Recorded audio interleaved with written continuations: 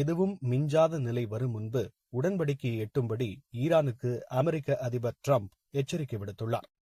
ஈரானின் முக்கிய பகுதிகளான மின் நிலையங்கள், பாலங்கள் போன்ற பகுதிகளில் பயங்கர தாக்குதல்கள் நடத்தப்படும் என்றும் டிரம்ப் எச்சரிக்கை விடுத்துள்ளார். இது வெறும் ஆரம்பம்தான் என்றும், ஈரான் உடனடியாக தன்னுடைய செயல்பாட்டை நிறுத்திக் கொள்ளாவிட்டால் தாக்குதல்கள் தொடர்ந்து தீவிரப்படுத்தப்படும் என்றும் எச்சரித்தார்.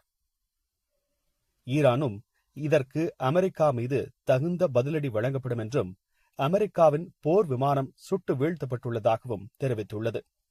போர் பதற்றம் குறையும் என்று எதிர்பார்க்கப்பட்ட சூழ்நிலையில் இந்த எச்சரிக்கையின் காரணமாக போர் பதற்றம் மேலும் அதிகரித்துள்ளது. ஹார்மோஸ் நீரிணை வழியாக உலகம் முழுவதும் எரிபொருள் சென்று வரும் நிலையில் போர் பதற்றம் காரணமாக அந்த நீரிணை மூடப்பட்டுள்ளது.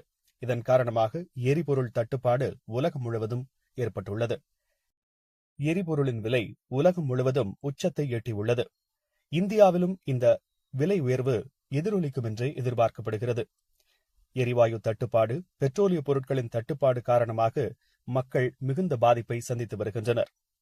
இஸ்ரேல் மீதான தாக்குதல், போர்க்குழுக்களுக்கு மறைமுகமாக நிதியுதவி வழங்கியது போன்ற பல்வேறு குற்றச்சாட்டுகளுடன் அணு ஆயுத நாடாக ஈரான் மாறுவதை அமெரிக்கா விரும்பவில்லை என்ற காரணத்தினாலும் இந்த போர் தொடர்ந்து நிகழ்ந்து வருகிறது. அமெரிக்காவின் உடன்படிக்கைக்கு ஈரான் வராவிட்டால் மேலும் கடுமையான தாக்குதல்கள் நிகழ்த்தப்பட்டு ஈரான் வீழ்த்தப்படும் என்றும், மிகப்பெரிய பொருளாதார வீழ்ச்சியை சந்திக்கும் என்றும் அமெரிக்க அதிபர் டிரம்ப் எச்சரித்துள்ளார். ஆனால் இதை மறுத்துள்ள ஈரான், அமெரிக்கா மீது கடுமையான தாக்குதல்கள் நடத்தப்பட்டு வருவதாகவும், அமெரிக்க போர் வீரர்கள் மற்றும் போர் படைகள் வீழ்த்தப்பட்டுள்ளதாகவும் தெரிவித்துள்ளது. இதன் நம்பகத்தன்மை குறித்து நம்மால் உறுதி செய்ய முடியவில்லை.